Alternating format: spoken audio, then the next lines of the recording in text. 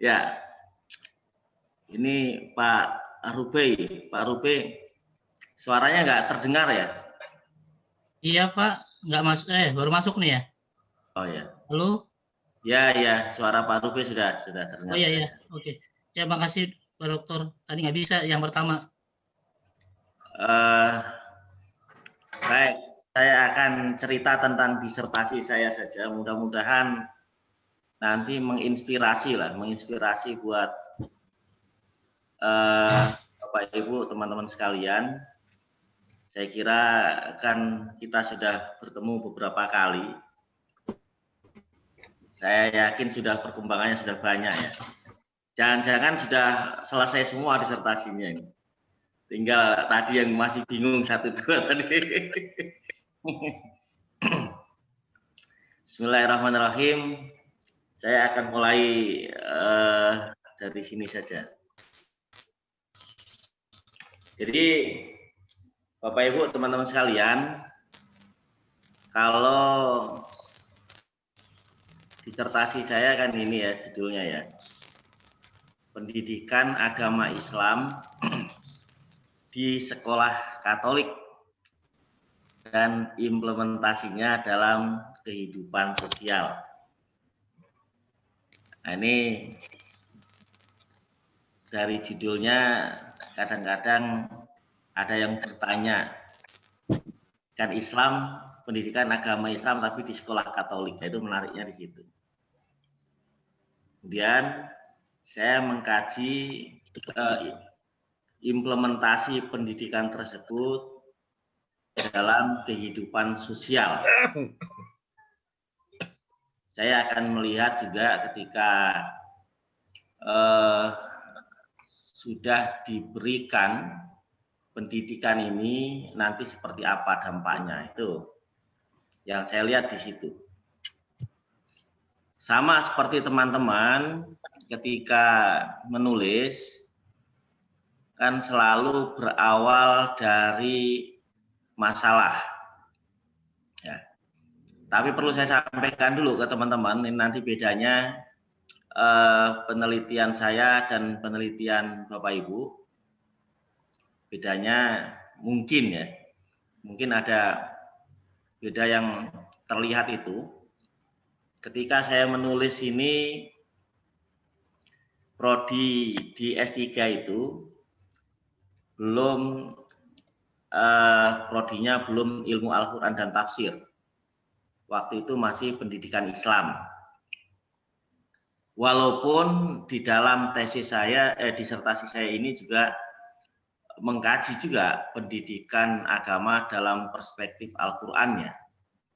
Saya kaji juga. Nah, masalah yang kemudian menginspirasi pada saat itu, nah, sesungguhnya ini ada berita-berita ini ya. Mungkin Bapak Ibu yang masih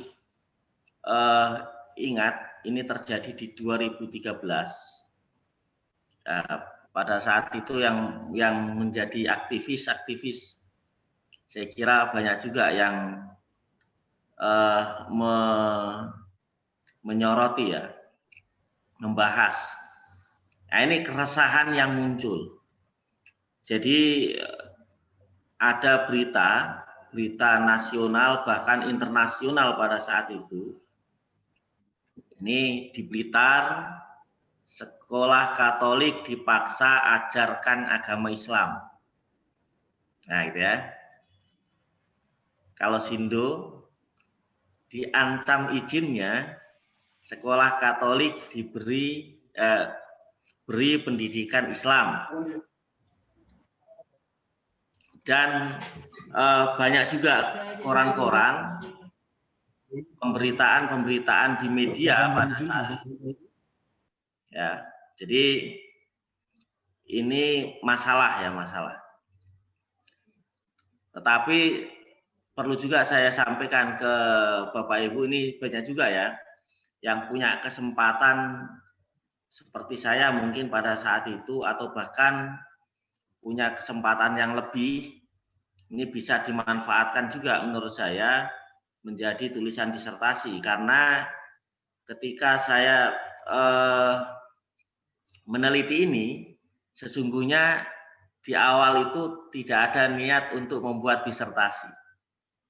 Ini. Jadi karena ada berita ini, kemudian Kementerian Agama pada saat itu melakukan fact finding. Nah, fact finding yang dilakukan oleh Kementerian Agama itu kemudian menerjunkan 3 peneliti senior, Prof. Tolhah pada saat itu, kemudian ada peneliti muda, Pak Nuruddin, kemudian orang swastanya saya. Dan jadi 3 peneliti ini diturunkan untuk melakukan fact finding terhadap informasi yang meresahkan masyarakat pada saat itu ya. Nah, karena ini awalnya untuk itu, kemudian ada tugas disertasi, ya saya pikir ini bisa buat tulisan disertasi. Kemudian saya tidak lanjuti lagi di tahun 2014-nya, saya melakukan penelitian ulang, walaupun data-data awal ketika membuat proposal kan sudah ada data awal ya, ini proposal saya pada saat itu yang kemudian memberikan gambaran supaya bisa diterima juga pada saat itu. Akhirnya diterima dan saya melakukan pendalaman tentang apa yang dirasakan menjadi keresahan, masalah.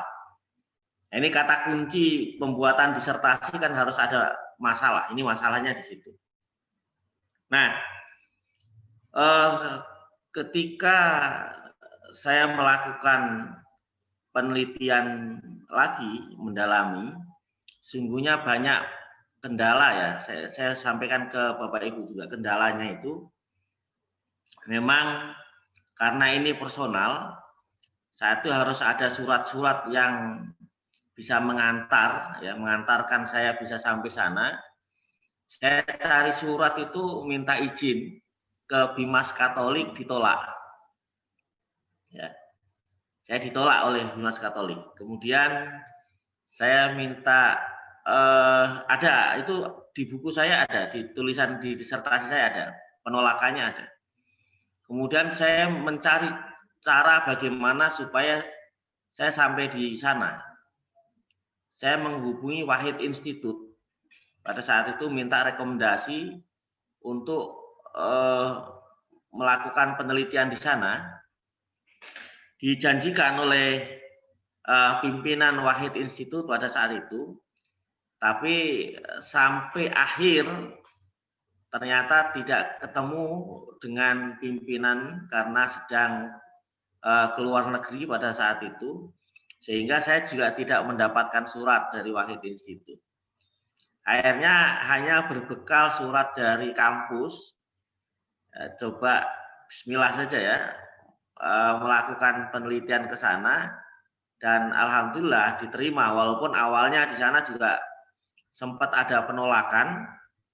Sekolah tidak menerima, saya harus mendapatkan izin karena sekolah-sekolah Katolik itu daerah-daerah kekuasaannya, wilayah kekuasaannya kan ada ya, ada pimpinan-pimpinan tersendiri gitu. Tapi akhirnya dapat izin juga. Nah, ini juga bagian dari masalah ya, yang kemudian menarik saya lanjutkan sebagai penelitian disertasi. Karena saya temukan ini sumbernya dari data BPS dan Kementerian Agama Jawa Timur. Jadi tahun 2010 itu umat muslim di Kota Blitar itu 90,90%. Umat Katoliknya 3,65%.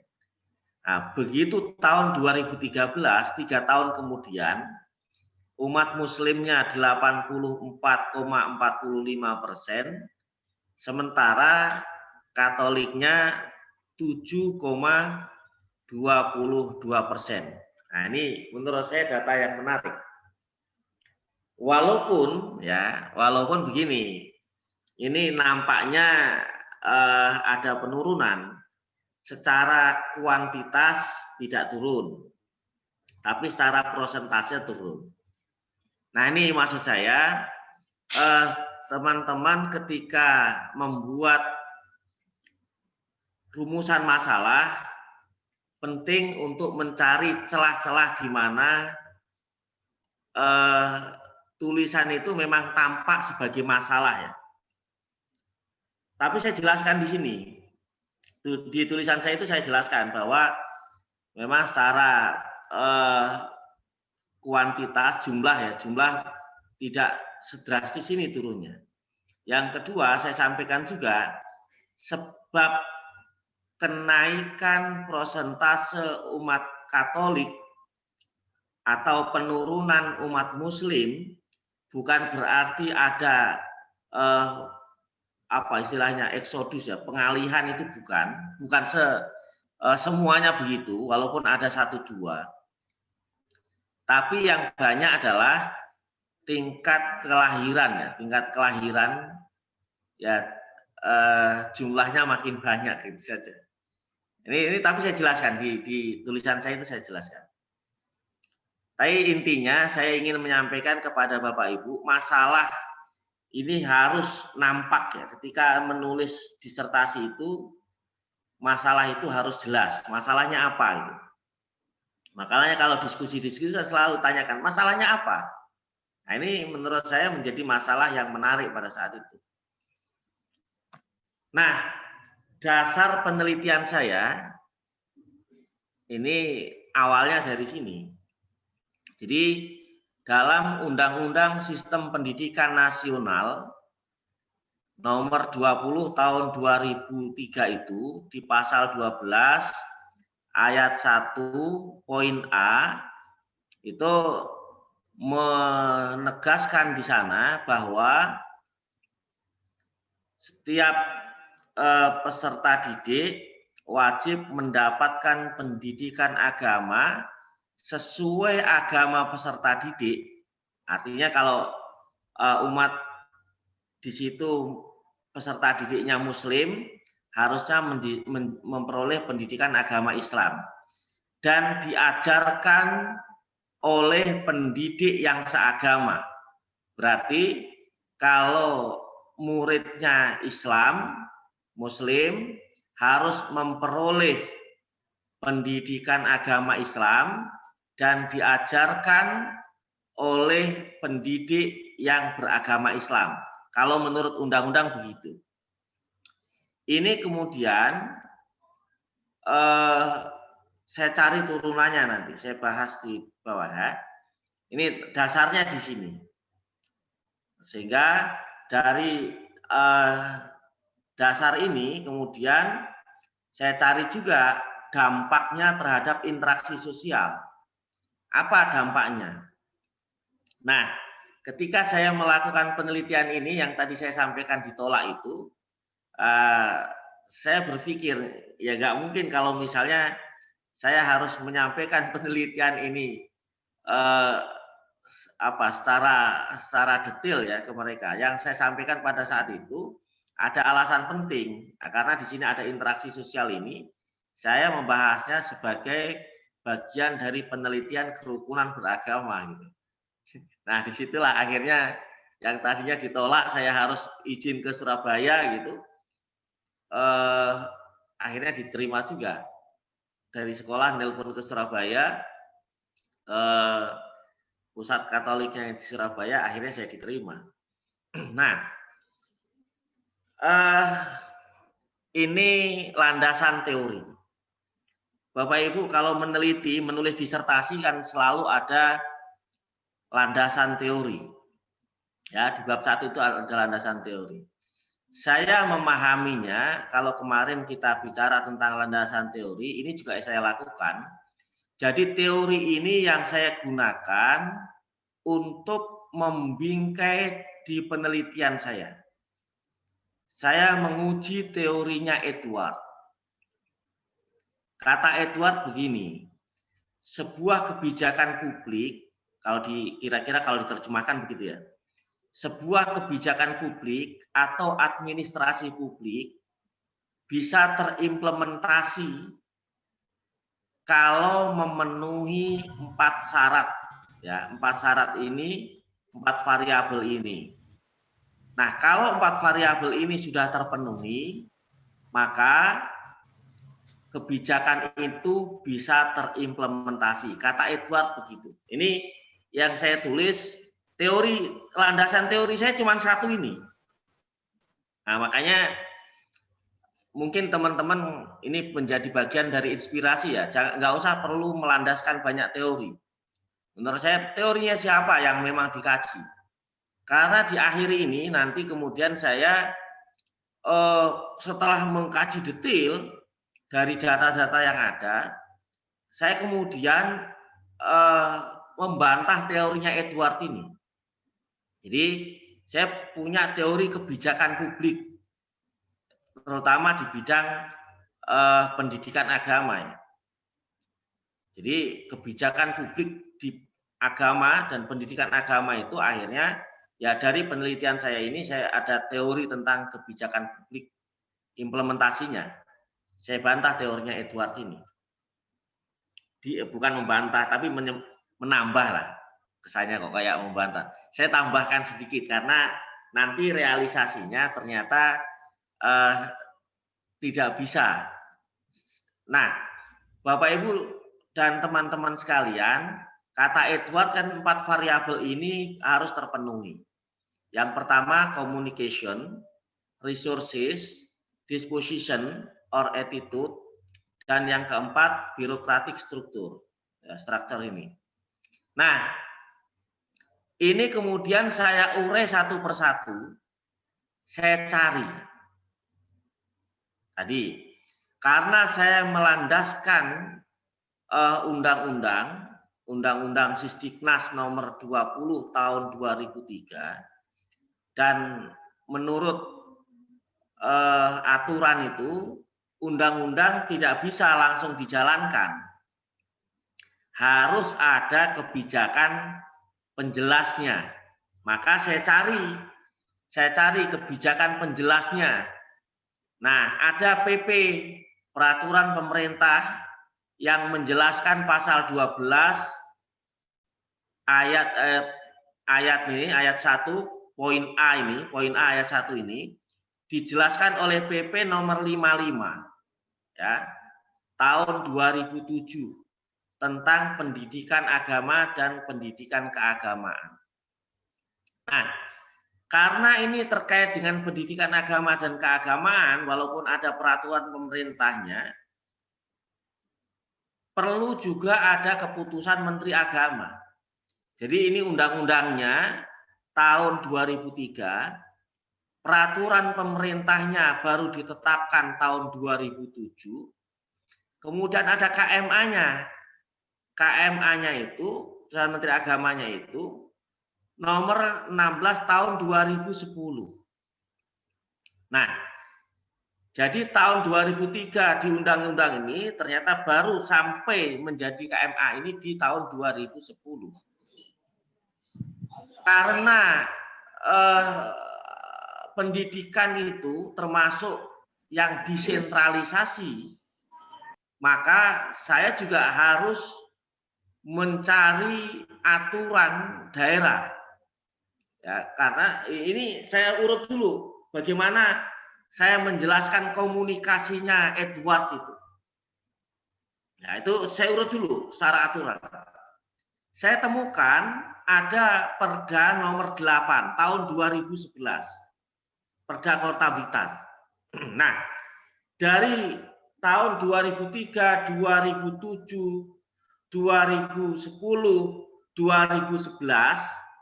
Nah, ini kemudian di 2013, karena 2012-nya itu baru sosialisasi, 2013-nya saya teliti. Nah, saya teliti di 2013, 2014 pada saat itu. Nah, Satu itu. Yang kedua, saya berpikir begini. Ini saya contohkan bagaimana mengurai komunikasi ya. Di samping nanti dari teori utama ini, kemudian saya mencari teori-teori komunikasi. Bagaimana komunikasi itu dianggap efektif misalnya. Karena Edward menyarankan kebijakan itu bisa terimplementasi. Yang dimaksud communication ini adalah effective communication. Nah, sehingga saya kemudian mencari teori tentang komunikasi efektif. Seperti apa itu? Nah, saya cari terus, kemudian saya cari data yang mendukung bahwa saya harus bisa membuktikan apakah komunikasi yang dilakukan ini efektif atau tidak. Undang-undang ditetapkan di Jakarta, ya, DPR di Jakarta pada saat itu. Kemudian bisa sampai di dalam kelas di Blitar itu caranya bagaimana? Itu yang saya urut. Nah, maka tadi mulai dari peraturan penjelasnya sampai perdanya. Dari perda ini saya kemudian cari pernah nggak aturan ini dikomunikasikan. Nah, ini penting ya, Bapak Ibu yang menjadi praktisi di sekolah itu penting. Jadi saya cari pada saat itu, misalnya, pernah nggak kepala sekolah atau utusan dari kepala sekolah di sekolah-sekolah Katolik Blitar ini mengikuti misalnya sosialisasi tentang undang-undang ini, pasal 12 ya, ayat 1 poin A ini, pernah nggak? Nah, itu saya cari sampai undangannya saya temukan. Undangannya mana? Oke, ada undangannya. Kemudian mereka hadir apa enggak? Kalau mereka hadir, daftar hadirnya mana? Itu saya temukan, data itu saya temukan semua. Jadi asiknya meneliti ya. Ini asiknya meneliti itu.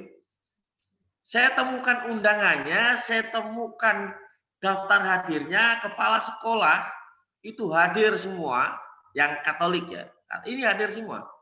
Kemudian saya cari siapa yang menyampaikan materi pada saat itu. Materinya apa? Ada buku panduan materinya enggak? Itu saya temukan semua. Di titik itu kemudian saya mengambil kesimpulan, oh berarti kebijakan ini telah tersosialisasikan. Oke, itu satu. Dan lain-lain nanti ya. Nah, kemudian di aturan PP itu begini. Peraturan pemerintah itu. Kalau siswa di sekolah, satu sekolah ini, ada 14 orang di dalam kelas, 14 orang minimal, misalnya agamanya apapun, ya, di dalam kelas itu ada 14 orang, maka sekolah wajib mendatangkan guru agama itu ke kelas. Jadi misalnya ini ada teman-teman di sini, ada yang di sekolah ya, yang saya kenal, ada Bu Eni, ada Pak Sirot, ada Pak Rohimin, ada Wahid, ini punya sekolah semua, Pak Sarjin punya sekolah semua. Misalnya di kelas itu ada siswa yang beragama apa, misalnya Muslim ya, atau misalnya agama Katolik misalnya.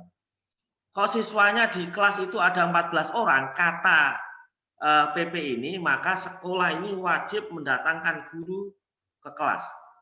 Kalau kurang dari 14 orang, tapi di satu sekolah itu ada 14 orang, maka siswa yang beragama itu dikumpulkan, kemudian didatangkan guru agama ke situ.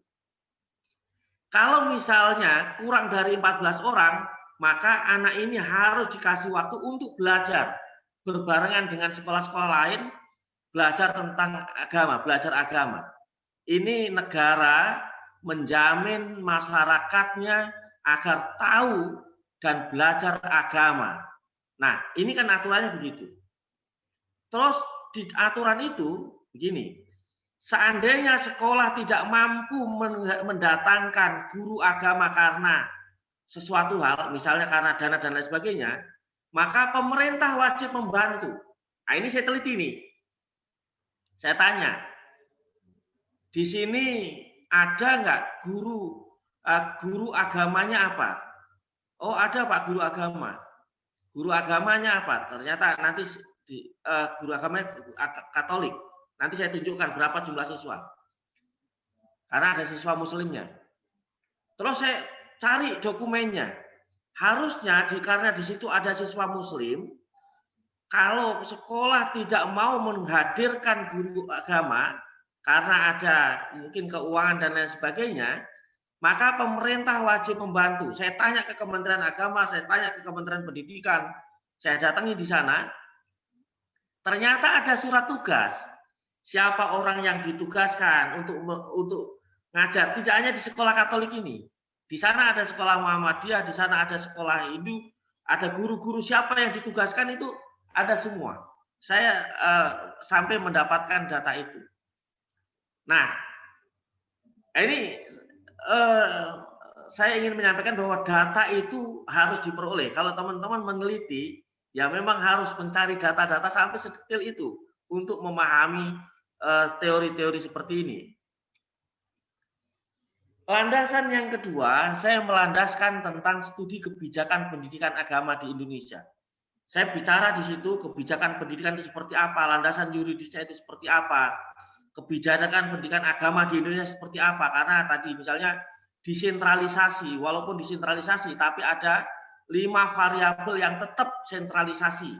Antara lain tentang agama, ya, tentang keadilan, tentang keamanan, tentang apa kebijakan keuangan moneter, itu kan bagian-bagian yang tetap harus sentralisasi. Ini saya bahas di sana menjadi landasan. Landasan berikutnya saya juga kaji tentang interaksi sosial menurut Islam. Jadi saya kaji interaksi sosial menurut Islam dan Katolik. Saya belajar tentang agama Katolik, ya. Jadi belajar bagaimana Injil, ya, walaupun tidak semua Injil kan beda-beda ya. Saya beberapa Injil akhirnya saya pelajari tentang interaksi sosial itu. Nah, ini jadi teman-teman kalau meneliti seperti itulah. Sampai saya disindir Prof. Nasar ketika maju disertasi ini terbuka. Anda memang mau jadi ahli Katolik ya? Enggak lah, kira-kira itulah. Sehingga ini saya kaji itu. Landasan berikutnya saya juga ini saya bahas karena saya harus menemukan pemahaman yang utuh ya ketika siswa itu menerima pelajaran agama Islam itu harus seperti apa itu, maka saya kaji nih. Nah, termasuk kurikulum PAI. Karena pada saat itu saya meneliti pada tahun 2013-2014, pada saat itu belum ada pemberlakuan kurikulum 2013, jadi KTSP yang 2006 ya. Jadi saya masih mendasarkan ke sana, termasuk kurikulumnya ini. Ini yang saya kaji itu dalam pendidikan Islam di Al-Quran itu. Termasuk yang saya kaji di sana, di isi pendidikan, nah ini nanti yang menjiwai ya, yang menjiwai harusnya dalam konteks pembelajaran itu. Jadi ada gabungan pandangan humanistik dan behavioristik dalam pendidikan ini. Jadi kalau pandangan humanistik pendidikan kan itu. Jadi pendidikan merupakan upaya membentuk manusia yang utuh, manusia sempurna gitu. Untuk itu perlu diperhatikan perkembangan peserta didik dalam mengaktualisasikan diri, pemahaman diri, serta realisasi diri. Jadi kalau humanistik pendidikan itu, Quran memahami bahwa setiap individu itu punya potensi. Maka guru itu dalam konteks pendidikan Islam hanya menuntun, namanya menuntun dan mengembangkan potensi itu. Nah, tapi dalam Quran itu juga saya kaji di sana, ada pandangan behavioristik itu bahwa kalau kan ada wallahu akhrajakum min butuni ummahatikum la ta'lamuna syai'a itu saya bahas juga. Ya, memang belum mengerti apa-apa sehingga perlu ada pengetahuan-pengetahuan dari luar. Kalau behavioristik itu kan perlu ada tambahan-tambahan. Maka perubahan tingkah laku dalam pendidikan itu sebagai akibat adanya interaksi antara stimulus dan respon. Nah, itu kan pandangan pendidikan begitu. Nah, ini saya kaji di sana sebagai dasar ya. Nah,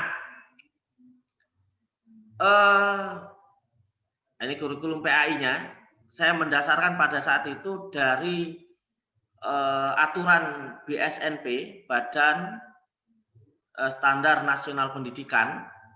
Dalam buku acuan BSNP itu pengembangan kurikulum untuk agama. Nah, ini arahnya ke sini seperti yang saya tulis ini ya. Jadi bagaimana agama, peningkatan iman dan takwa, akhlak mulia ini itu menjadi bagian penting dan memiliki peran penting untuk menjiwai seluruh mata pelajaran. Nah, tujuannya, ini tujuan negara itu, dalam konteks ini diwakili oleh BSNP, agar peserta didik menjadi pribadi yang taat pada agama, menjadi pribadi yang baik, taat pada agama, serta berakhlak mulia. Nah, ini yang kemudian nanti bagian dari temuan saya, yang dididik di sana, ya memang akhlak mulia itu. Tapi ada materi-materi yang kemudian hilang. Nah, kajian berikutnya, karena satu tadi saya mendasarkan agama, kemudian yang kedua, saya juga harus melihat masyarakat Katolik di Indonesia. Katolik itu masuknya ke Indonesia itu kapan?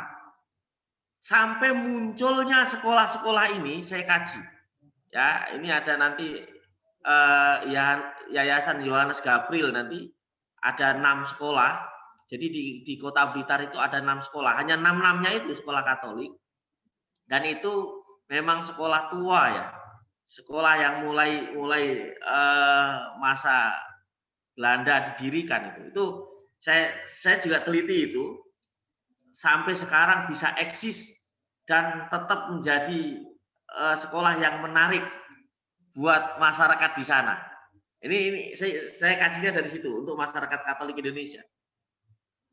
Kemudian dari masyarakat Katolik di Indonesia ini, saya masuk tentang keberagaman beragama masyarakat Blitar. Jadi masyarakat Blitar itu agamanya seperti apa, beragamnya. Baru saya bahas masuk di sekolah Katolik di Kota Blitar. Ini bahasan saya.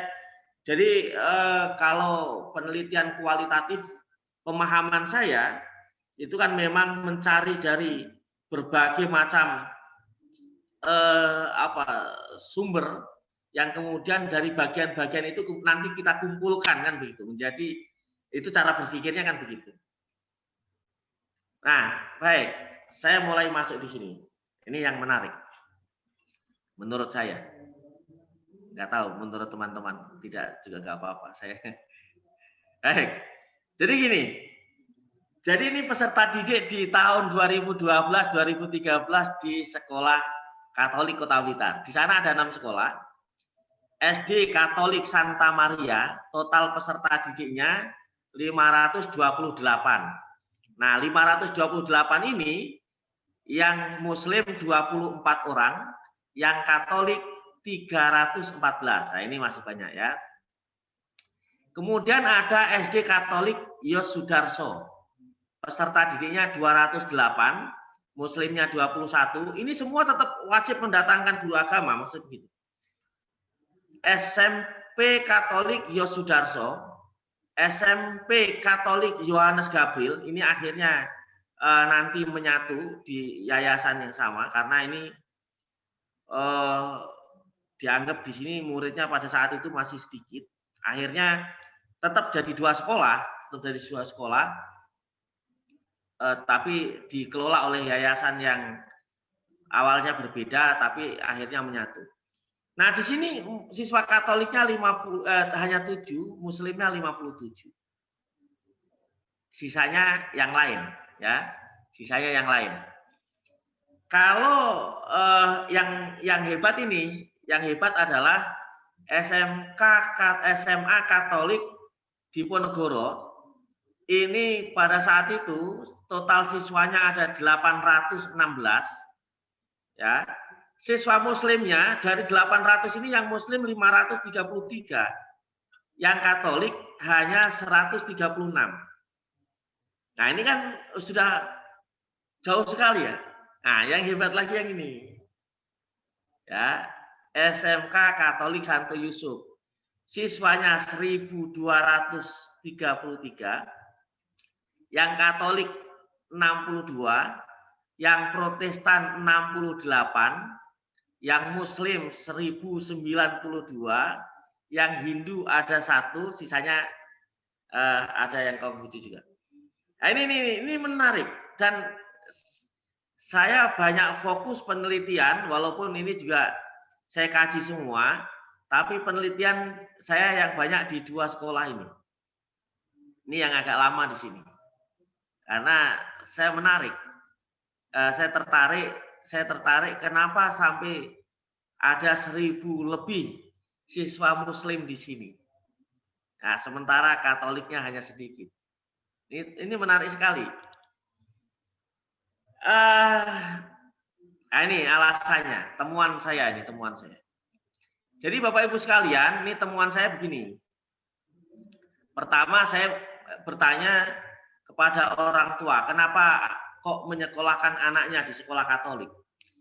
Setidaknya ada 5 alasan ini. Ini yang ternyata ini juga saya temukan di sekolah-sekolah yang lain.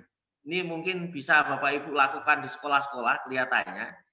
Ternyata orang tua ini memilih sekolah-sekolah yang mengajarkan kedisiplinan tinggi. Jadi dianggap sekolah Katolik itu disiplin sekali. Nah, para orang tua berharap agar putra-putrinya menjadi orang yang disiplin, sehingga ketika melamar pekerjaan dianggap lebih mudah. Walaupun di akhir ini ya, akhirnya tetap berpikir nanti ke pekerjaan. Ya, memang itu tahap awal. Ya, pengennya orang tua anaknya bisa bekerja gitu. Tapi alasannya bukan masalah pekerjaannya, tapi disiplin tingginya itu. Yang kedua, nanti saya akan jelaskan satu-satu. Sekolah Katolik ini dianggap memiliki prestasi yang cukup bagus. Sehingga lulusannya dinilai sebagai orang-orang yang berprestasi baik. Yang ketiga, orang tua ini menganggap, ini saya urutkan ya, dari 1 sampai 5 ini urut. Maksud saya pilihan dari orang tua yang saya datangi sebagai responden pada saat itu, terbanyak itu yang nomor 1. Yang paling sedikit itu yang nomor 5. Tentang biaya pendidikan itu masuk nomor 4. Nah, ini. Nah, kalau disiplin, memang apa disiplinnya? Ini yang kemudian saya temukan di sana. Tapi betul, Bapak sekalian, karena saya meneliti ini kan cukup lama ya, sehingga saya harus pagi-pagi sekali saya nongkrongin di sekolah, lihat anak-anaknya, siswanya. Ini yang saya sampaikan. Saya lama melihat ini di 2 sekolah ya, tingkat SMA dua-duanya. Sekolah tadi SMA Santo Yusuf dan SMK tadi ya, yang SMA dan SMK-nya itu.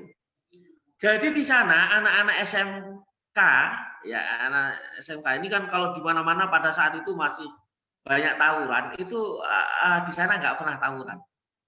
Saya tanya ke siswanya, saya ketemu alumninya gitu. Jadi di situ sekolah itu menurut ingatan mereka belum pernah tawuran. Termasuk tadi ya, misalnya walaupun berbeda agama, pernah nggak ejek-ejekan antar agama misalnya. Mereka mengaku pernah misalnya menulis sesuatu di papan tulis tentang agama yang akhirnya menyinggung agama yang lain gitu, sehingga terjadi cekcok, tapi terselesaikan dan nggak banyak ya, Jadi eh, itu temuan saya. Yang kedua tentang disiplin ini, jadi di sana memang ada aturan yang jelas. Bapak Ibu ini silakan kalau mau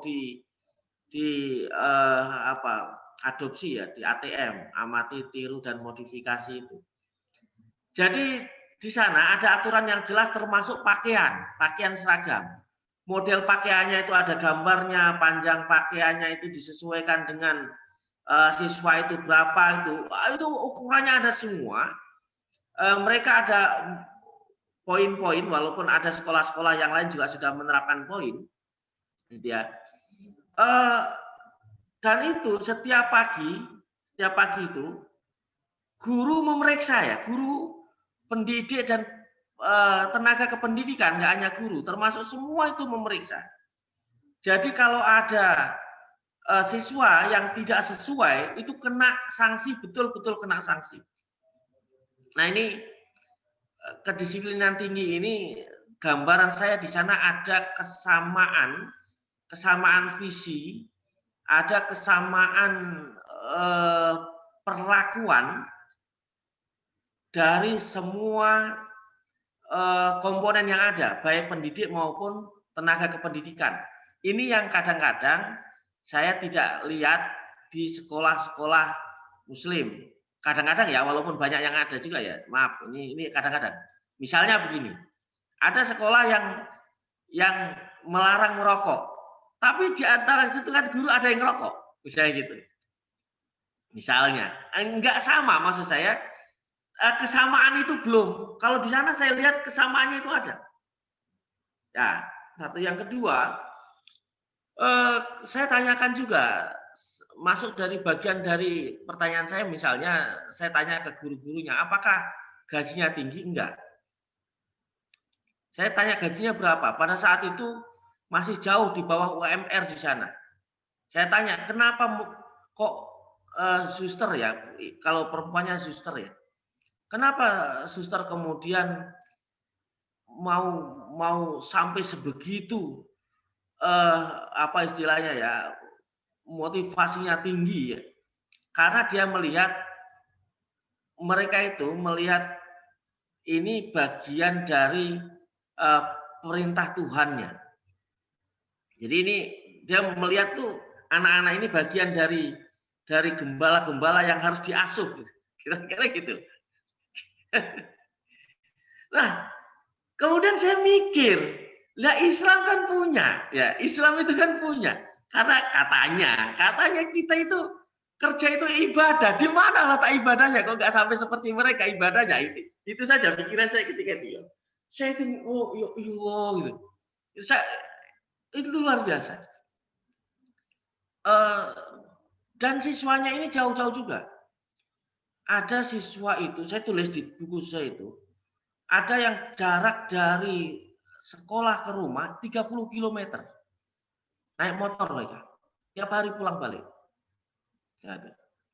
Jadi ada yang dekat, ada yang jauh, banyak juga. Karena walaupun itu di Kota Blitar, yang sekolah tidak semua anak kota, bukan Kota Blitar semua, tapi ada anak kabupaten.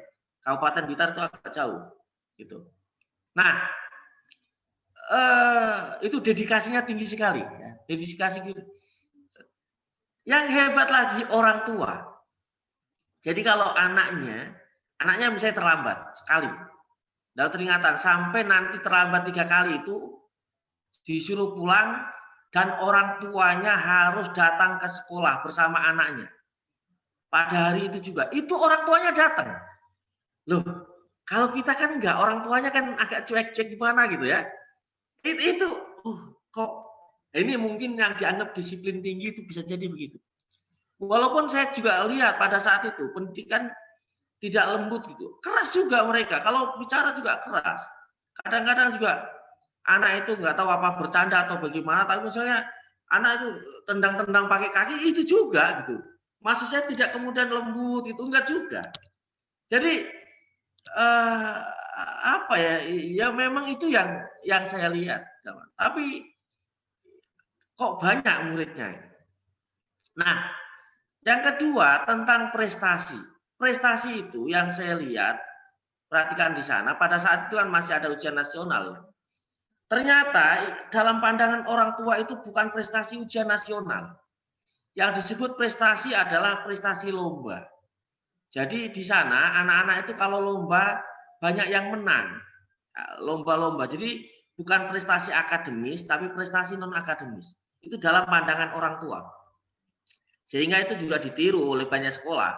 Kalau prestasi lomba-lombanya itu banyak, dianggap sekolah bagus juga itu. Yang ketiga itu tentang koneksi perusahaan. Saya telusuri itu ternyata perusahaan-perusahaan yang memang ya sealiran lah dengan mereka. Termasuk misalnya pendidikan. Jadi anak-anak itu kalau lulus, kalau mau kuliah itu merasa mudah karena pasti diterima. Sekolah mana yang menerima, kampus mana yang menerima? Ternyata kampus Katolik juga yang ada di Jogja. Artinya koneksi itu sudah ada. Gitu. Nah, tentang biaya pendidikan ini memang ada lima variabel ya. Mulai dari yang gratis, kemudian sangat murah, sampai yang paling mahal. Paling mahal tuh pada tahun itu 425. Itu biaya yang paling mahal. Yang paling murah itu membayarnya 50.000 per bulan. Nah, kebanyakan orang tua yang saya temui ini mengatakan tidak mau gratis nggak mau. Ini ternyata ini bagian dari watak orang Indonesia ya. Milihnya yang murah. Saya nanya, kenapa yang paling murah? Milihnya yang nomor 4, bukan yang nomor 5. Kalau nomor 5 kan gratis. Katanya kalau nomor 5 itu di surveinya ribet. Jadi gratis boleh, tapi surveinya ribet katanya. Lebih baik membayar murah, bayar hanya 50.000 dan itu masih sering dapat mendapat sumbangan-sumbangan, nanti dapat beras, dapat apa itu, walaupun bayarnya murah tetap dapat juga, sering juga. Jadi mereka tidak memilih yang gratis, milih yang bayar, tapi yang paling murah. Yang kelima ini ada beberapa, nggak banyak sih ini. Jadi sekolah-sekolah itu yang 2 sekolah, ada beberapa siswa yang tidak diterima di sekolah lain karena nilainya dianggap jelek. Jadi sekolah lain tidak menerima, mereka masih menerima. Saya tanya, loh kan berarti mereka harus punya upaya yang tinggi dong di sini. Iya. Tapi kan begitu diterima, saya tanya beberapa anak yang tidak diterima di sekolah lain, kemudian diterima di sekolah ini, itu merasa apa? Kayak orang yang diakui keberadaannya, sehingga rasa memilikinya terhadap sekolah ini tinggi. Di saat sekolah lain nggak diterima, itu ditolak di mana-mana, kemudian diterima di sekolah ini seolah-olah dia hadir, diakui, pengakuannya itu ada. Ini alasan-alasannya cukup bagus juga. Ini bisa menjadi kita tiru lah di sekolah-sekolah yang lain. Nih, nah, temuan saya. Jadi setelah saya telusuri tadi berbagai data tadi, temuan saya itu bahwa sekolah-sekolah Katolik di Kota Blitar ini sesungguhnya mengakui adanya peraturan tentang dari undang-undang, semua aturan itu diakui. Tetapi saya menyebutkan di situ bukan tidak mau, bahasa saya tetap bahasa halus ya. Jadi ini bahasa ya, karena hasil penelitian saya ini juga saya kirim ke sana. Mereka menganggap bahwa dirinya itu bukan sekolah umum, sekolah keagamaan. Kalau di Islam itu merasa seperti pesantren, padahal di bawah Kementerian Pendidikan. Itu karena merasa seperti pesantren, ya sah-sah saja untuk kemudian menerapkan ajaran-ajaran mereka seperti pesantren kan. Siapapun yang mau belajar di pesantren itu yang ngikuti pelajaran pesantren kan gitu. Itu temuan saya ya. Jadi mereka memang tidak mengimplementasikan itu. Bahkan tadi guru yang ditugaskan saya temukan itu surat tugasnya, saya temui gurunya. Ya Pak, saya ditugaskan untuk ngajar agama Islam di sekolah Katolik itu, tetapi saya datang ke sana ditolak. Saya tidak dikasih jadwal. Nah, itu, jadi ada penolakan. Gitu. Itu saya temukan. Nah, inilah enaknya kalau meneliti ini ya kadang-kadang sore, malam ketemu orang ngobrol gitu ya.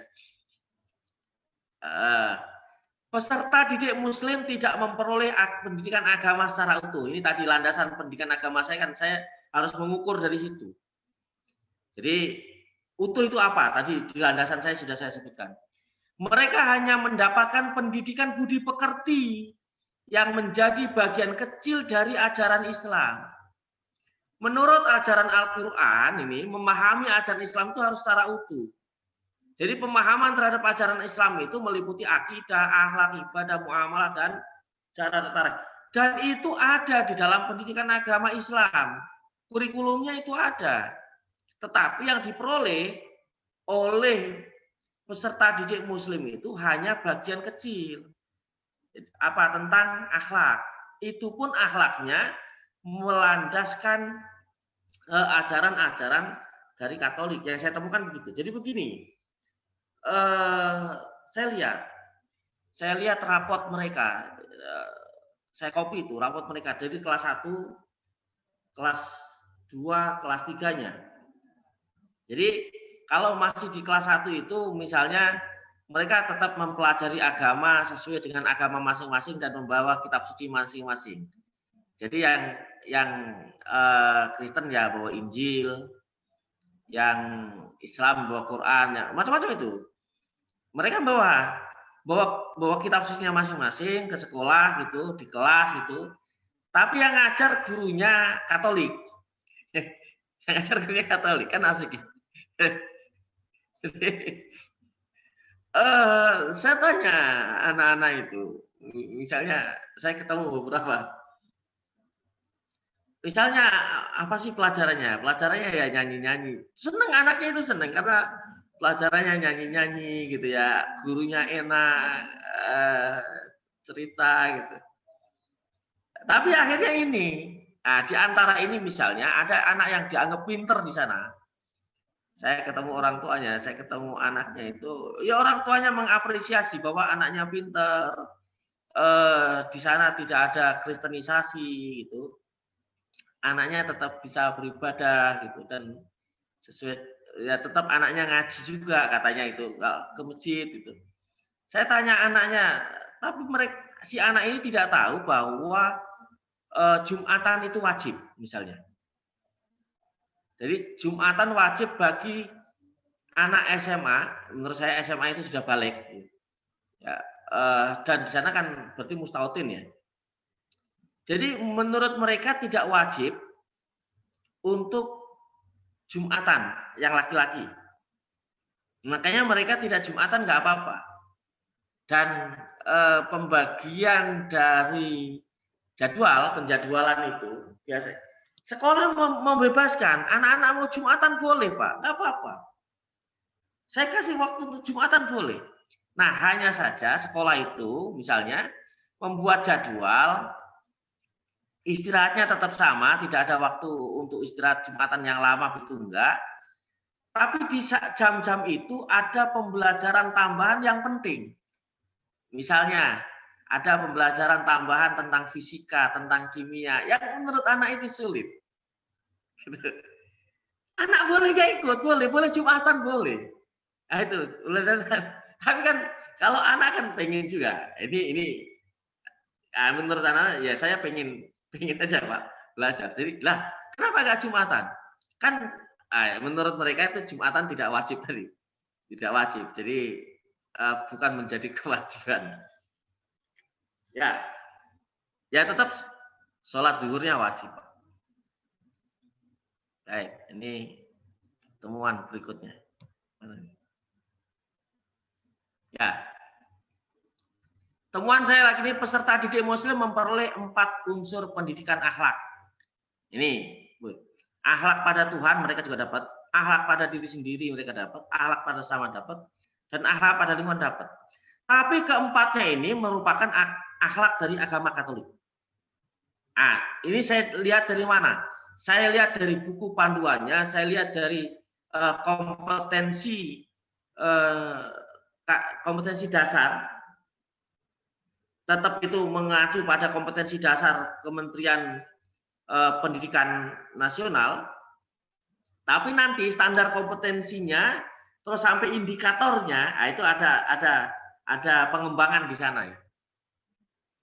Pendidikan akhlak Katolik dapat diterima dengan baik oleh peserta didik Muslim karena proses pendidikannya, ini kata kuncinya di sini, ada proses pendidikannya dilakukan dengan cara damai. Jadi istilahnya penetrasi spesifik ini istilah sosiologi ya. Melalui pembentukan kultur dan pemberian materi dengan pendekatan yang menyenangkan. Tadi nyanyi-nyanyi. Saya tanya, pernah nggak misalnya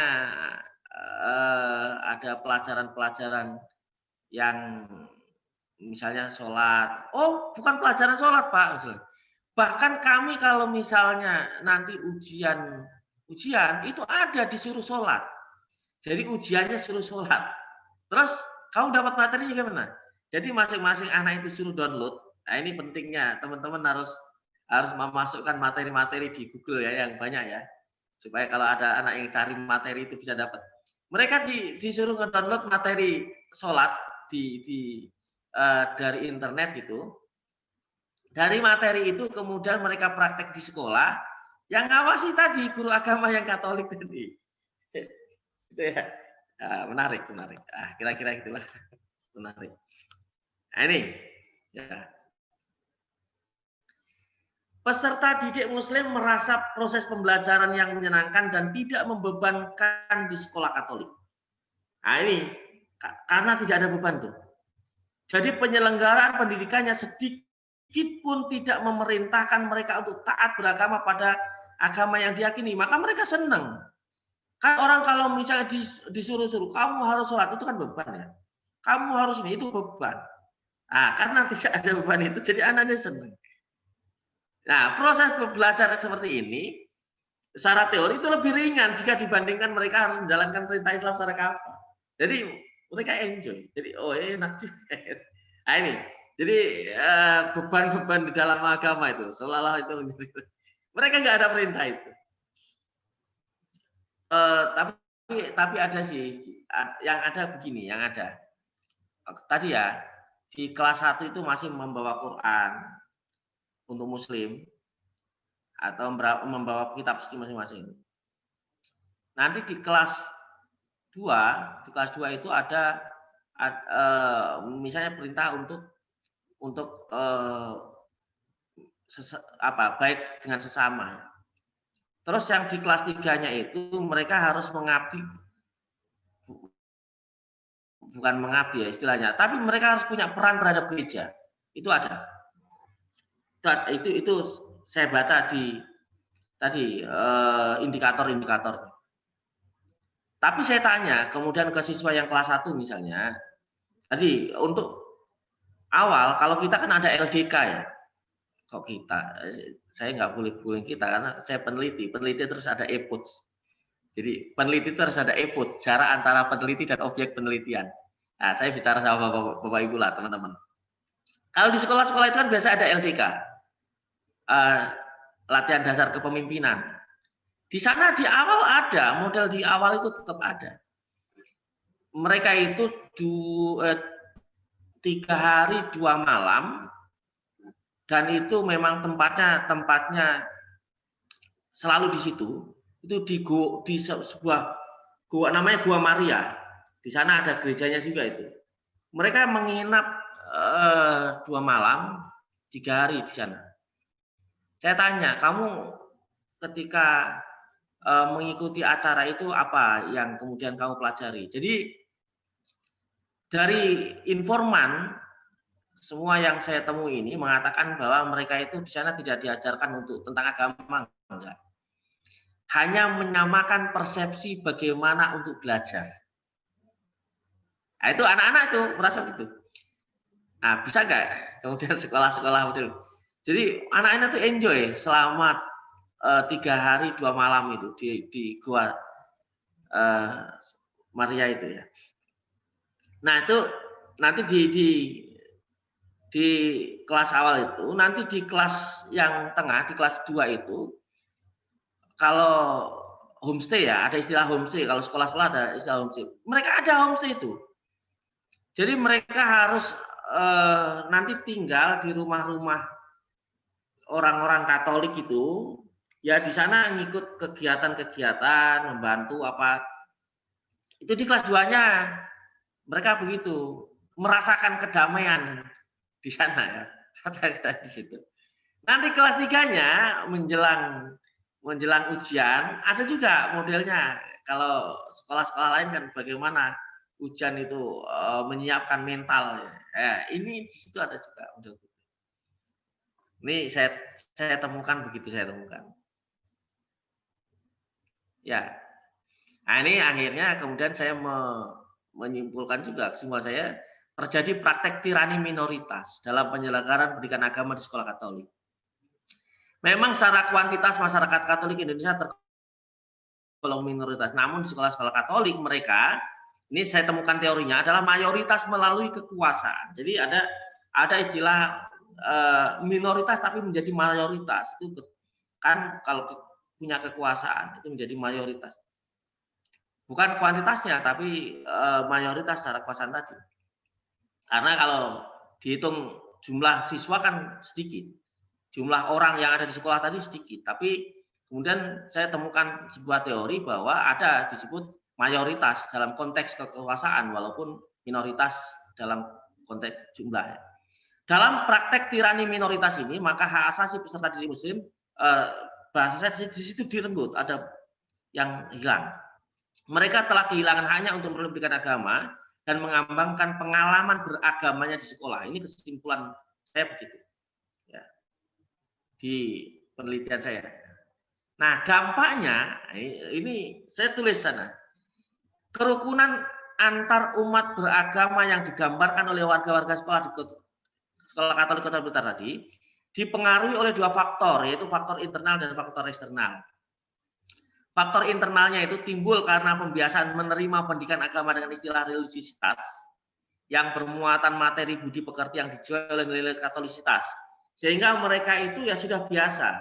Maka tadi kalau tidak terjadi konflik, ya harusnya kan konflik ya. Kalau misalnya ada, saya gambarkan di apa namanya disertasi saya ini dengan warna. Kalau misalnya Muslim itu warnanya biru misalnya, kemudian Katolik itu warnanya merah misalnya, maka yang terbentuk adalah generasi ungu. Nah, itu saya gambarkan itu ada pencampuran di sana. Sehingga generasi yang muncul itu generasi ungu. Nah, ini Katolik Blitar ya. Ketika saya mencari info ini kemudian saya kembangkan di Indonesia, ya ada juga sih sekolah-sekolah Katolik yang mengajarkan pendidikan agama sesuai agama peserta didik itu di Bogor itu ada ya misalnya itu. Tapi banyak juga misalnya di Kalimantan di mana itu ternyata yang model begini juga banyak. Ya, berarti berapa banyak itu? Tapi itu tidak wilayah penelitian saya. Di situ tercipta interaksi sosial pada sekolah-sekolah Katolik Kota Blitar itu berbentuk akomodasi koersi.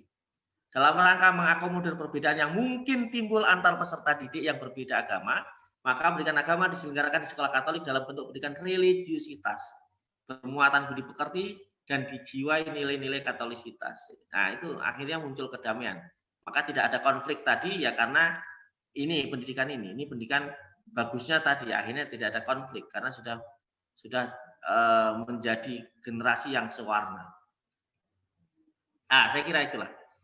Nah, itu ya Bapak Ibu teman-teman sekalian gambaran dari penelitian saya ya, berbagi sajalah. Mungkin dari bagian-bagian itu bisa sedikit memberikan informasi, menginspirasi. Kalau misalnya ada hal-hal yang ditanyakan, didiskusikan, boleh-boleh saja. Mudah-mudahan ada manfaatnya buat penulisan. Gitu aja. Baik, silakan. Umi, sehat Umi udah Umi? Alhamdulillah. 18 Desember sudah negatif. Alhamdulillah. Ya, ya. Sekarang anak saya Muhammad dan alhamdulillah juga sudah negatif. Alhamdulillah. Mudah-mudahan terus sehat semuanya, tambah berkah sehatnya. Insyaallah. Saya ingin ini aja masukan, just a discussion gitu Pak. Ya, ya. Pak Dokter gini, saya kan lahir dan besar di negara mayoritas non-Muslim di Singapura. Muslimnya hanya 15%. Ketika saya menikah dengan almarhum Habib di usia 20 tahun, tapi ketika sebelumnya itu di usia 18 tahun saya datang ke Surabaya, Indonesia untuk mondok di pesantrennya almarhum Habib, saya tuh terkejut gitu. Karena saya melihat orang Indonesia, they are not proud of being a Muslim Indonesian. Itu yang saya sedih. Karena mungkin saya tinggalnya di Surabaya dan karena apa ya? Karena kami di Singapura itu memang orang-orang non-Muslim ini, apalagi orang Kristen, orang Katolik ini, mereka sangat proaktif untuk mengkafirkan kita. Itu yang saya jelas. Karena apa? Saya ini kan dapat beasiswa dari TK sampai college di Singapura karena alhamdulillah saya bisa dibilang acceleration. Jadi ketika saya di college itu sebenarnya dari SD kelas 3, primary 3 itu saya sudah dimasukkan ke sekolah yang super express. Jadi anak-anak pintar-pintar itu sudah dari kelas 3 SD sudah langsung dibagikan. Mereka akan menjadi politician, mereka akan jadi lawyer, mereka akan jadi doctors. Itu anak-anak yang di super express itu dari kelas 3 SD. Dan saya masuk semuanya di sekolah negeri dan sekolah yang single sex. Jadi sekolah perempuan sendiri, laki-laki sendiri, tapi sekolah negeri. Of course di Singapura nggak ada sekolah yang ini ya boarding school. Sebenarnya sekolahnya day school. Tapi ketika saya masuk di college, saya dapat beasiswa lagi. Dan college pilihan itu adalah sekolah Kristen. Saya dapat pilihan ada yang Katolik, ada yang Kristen. Ayah saya, walaupun kami lahir dan besar di Singapura, ayah saya itu orang yang bisa dibilang fanatik. Karena turunan dari Bugis, dari Jawa, jadi orangnya itu keras banget. Dan ayah saya itu seorang pengacara, corporate lawyer. Di Singapura dia juga pegang wakaf untuk lahan-lahan masjid dan lahan-lahan wakaf di Singapura. Almarhum sekarang. Ayah saya marah, ayah saya bilang kenapa mesti diterima di sekolah Kristen, kenapa nggak ada sekolah negeri yang dapat beasiswanya? Saya bilang ya bagaimana, kita kan beasiswa dan di Singapura itu pendidikan itu sangat mahal. Terus ayah saya bilang pokoknya kalau kita terima the best among the worst. Jadi dari sekolah itu ada yang namanya St. Andrews Junior College, terus ada Catholic Junior College, terus ada yang namanya Anglo-Chinese Junior College. Anglo-Chinese Junior College ini adalah sekolah yang termahal. Dan yang masuk ke situ hanya anak-anak raja, pangeran-pangeran dari Malaysia, Brunei, terus orang-orang kaya dari Indonesia seperti keluarga Lim Siu Leong dan yang lain-lain. Ayah saya bilang, karena namanya tidak ada nama Catholic, tidak ada nama St. Andrews, kita pilih yang itu aja, yang Anglo-Chinese, walaupun artinya British Chinese School, tapi nggak ada nama-nama bunyi-bunyi Kristen. Dan ketika saya masuk di sekolah itu, mereka memang ada mass. Mass itu mereka berdoa setiap hari Senin. Tapi kita orang Islam dibolehkan tidak masuk. Tapi orang-orang yang agamanya Konghucu, Taoism, Hinduism itu wajib masuk. Jadi mereka semua ngomel-ngomel. Karena kan kita kan semua anak-anak pintar-pintar. Jadi yang namanya anak pintar pasti bawel, cerewet. Mereka tidak memaksakan kita secara agama, secara terus terang preaching untuk kita ikut condong ke agama mereka, tapi mereka membuat peraturan di mana kita harus melemahkan agama kita. Contoh, itu setiap minggu kita harus berenang. Dan berenang itu pakai baju ya tahulah, semi bikini, terus laki perempuan campur, karena di college itu sudah campur laki perempuan. Nah itu wajib setiap minggu kita harus separuh telanjang. Dan kalau kita nggak ikut ekskul itu, padahal saya perenang dan saya juga juara renang, tetap aja kita dihitung tidak masuk dan bisa dipecat dari program tersebut. Jadi kita secara tidak paksa memang disuruh ikutin mereka. Ayah saya tuh orang yang sangat keras. Maghrib aja kita sudah harus ada di rumah. Padahal kita ini tinggal di Singapura, orang yang dibilang separuh setan gitu. Jadi tapi karena didikan orang tua, ayah saya itu yang super keras, saya tuh alhamdulillah bisa jadi begini. Tapi saya lihat adik-adik saya yang karena mereka didikan anak-anaknya juga mereka melihat sekolah-sekolah Kristen, sekolah-sekolah Katolik ini, sekolah-sekolah yang katanya sangat disiplin, akhirnya anak-anaknya itu masuk ke situ dan mereka sudah bisa dibilang ya mendekati, mohon maaf ya, mendekati murtad. Jadi itu yang saya sedih gitu. Jadi kita yang di Indonesia yang sangat beruntung masih memiliki mayoritas Muslim dan tadi Bapak juga bilang itu juga sudah berkurang seperti di Blitar ya. Kenapa orang-orang tua itu bangga anaknya itu sekolah di sekolah non Muslim gitu? Kenapa mereka nggak bangga anaknya masuk di pesantren atau di boarding school atau di global international school? Mereka alasannya katanya karena disiplin. Memang saya sebagai orang yang punya pesantren, nomor satu aja pesantren itu paling super jorok gitu. Lihat aja santrinya yang korengan, keshrekan, kutuan, cantengan, gatel-gatel sana sini. Itu udah tanda-tanda yang super jorok. Jadi saya itu juga sedih. Jadi saya bilang selalu dengan teman-teman pimpinan pondok pesantren, kita harus change the mindset, the image of pondok pesantren. Harus lebih disiplin dari sekolah-sekolah Katolik ini. Sebab itu saya kerjasama dengan Kementerian Pertahanan, santri-santri di Nurul Iman itu diwajibkan masuk regimen mahasiswa, sebelumnya itu bela negara dan kalau saya istilahnya wajib militer. Jadi ketika mereka S1 mereka masuk Kopassus, Marinir, dan Rindam Jaya selama mereka masih di S1 di Sekolah Tinggi Agama Islam Nurul Iman dan di situ mereka belajar disiplin, kepemimpinan dan komandri. Jadi nggak ada alasan lagi kita mau bilang ya sekolah-sekolah Katolik itu lebih disiplin dari sekolah-sekolah Islam atau pondok pesantren. Dan yang saya minta tolong kalau Pak Dokter bisa lanjutkan penelitian untuk longitudinal study, di mana anak-anak yang kemarin yang mereka sekolah di sekolah tersebut, setelah mereka keluar dari sini, apakah agama mereka bisa bertahan atau apakah mereka ada yang murtad atau mungkin lebih duniawi atau itu kalau bisa ya kalau memang ada dananya.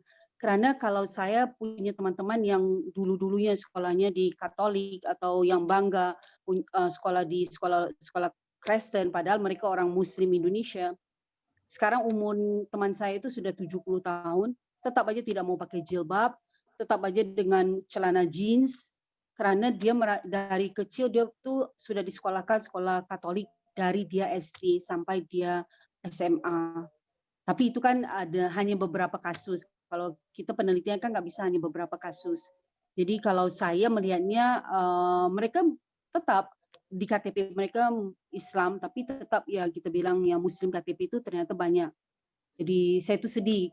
Jadi memang benar di dalam Islam yang menjadikan anak itu Majusi, Nasrani, kafir itu sebenarnya dari orang tua.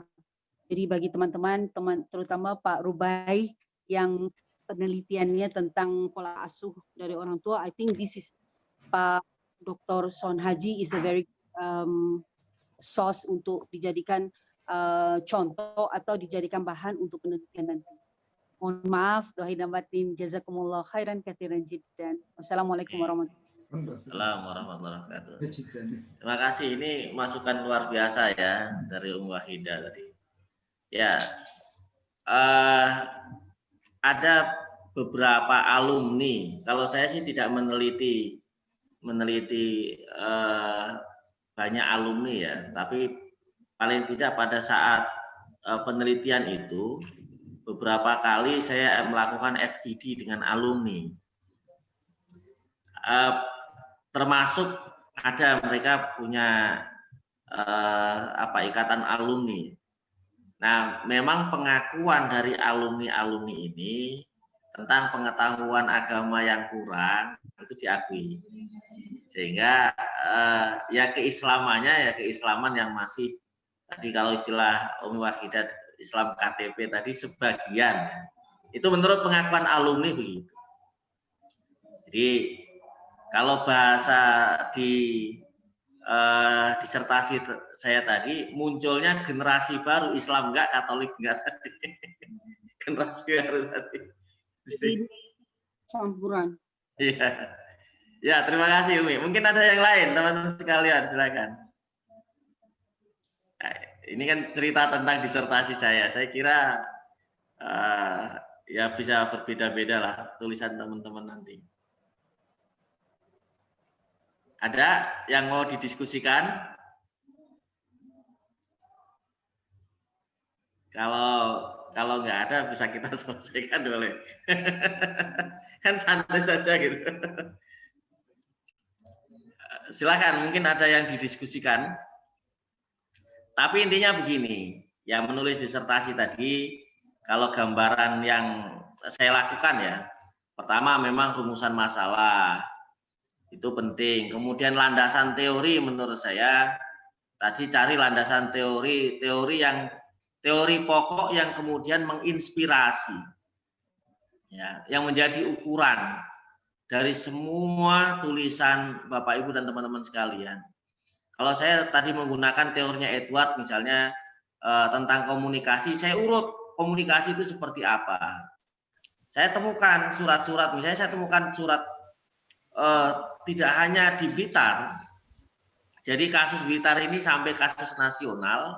Pada saat itu ada misalnya suratnya anggota Partai Demokrasi Indonesia Eva Sundari pada saat itu yang menyurati Pak Menteri Agama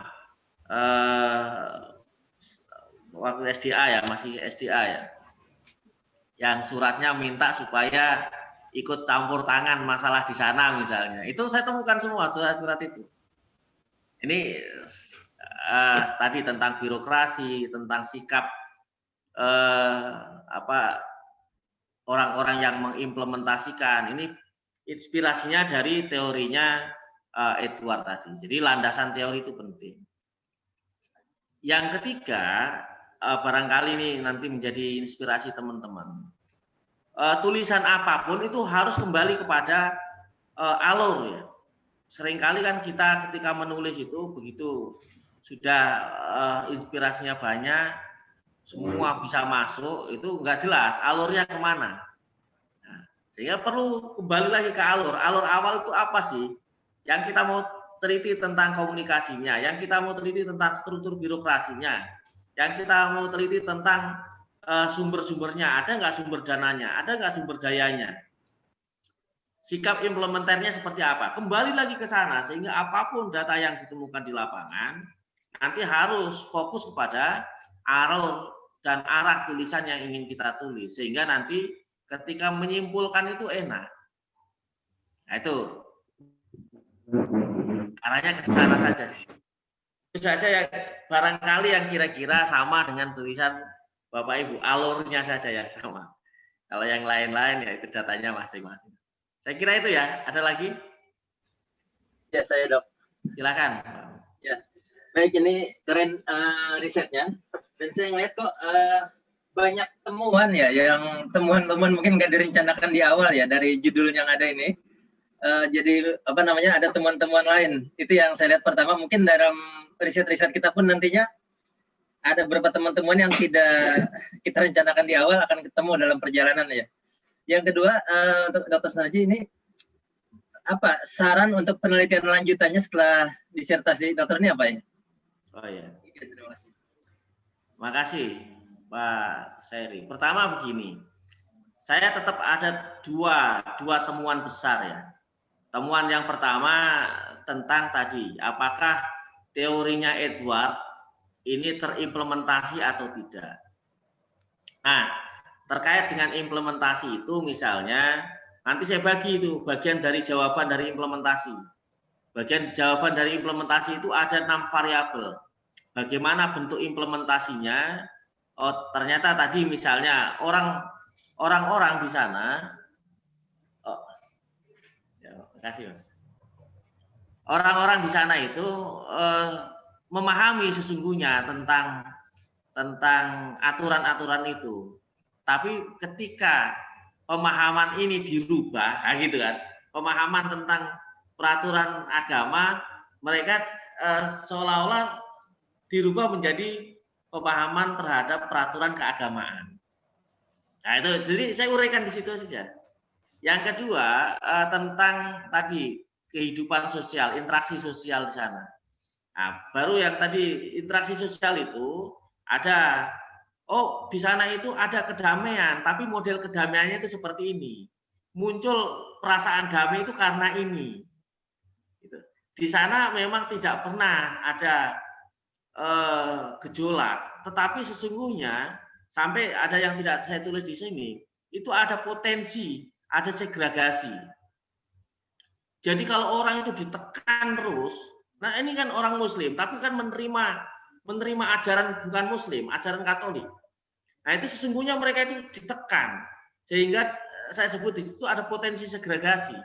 Itulah nanti ketika tadi disebutkan misalnya Umi Wahidah itu, begitu menjadi alumni bisa jadi menjadi orang-orang pemberontak ketika mereka itu, kalau tadi misalnya ada penelitian lanjutan, kenapa orang-orang yang model seperti ini nanti ada ajaran-ajaran yang Islam seolah-olah oh Islam itu begini, semakin tertarik dan misalnya berpotensi menjadi orang-orang keras misalnya, itu karena tadi potensi segregasi itu ada. Jadi yang berikutnya dari pertanyaan Pak Kusari, penelitian saya ini penelitian dasar masih bisa dilanjutkan penelitian berikutnya. Kalau teman-teman mengikuti ada satu presentasi saya nanti tahapan-tahapan penelitian itu. Nah, penelitian yang saya lakukan ini masih penelitian tahap dasar yang bisa dan sangat potensial sekali untuk dilakukan penelitian lanjutan. Kalau tadi Umi Wahidah sudah menyarankan penelitian lanjut, nah itu ada, bisa melakukan penelitian lanjutan bisa. Ada nanti arah-arah mana, saya sudah ada di tulisan saya itu rekomendasi-rekomendasi yang bisa dilanjutkan menjadi penelitian lanjutan. Saya kira itu, Pak. Ya, Pak Sonaji, menarik tadi jenengan nyampaikan tadi bahwa ada semacam penolakan tanpa reaktif ya.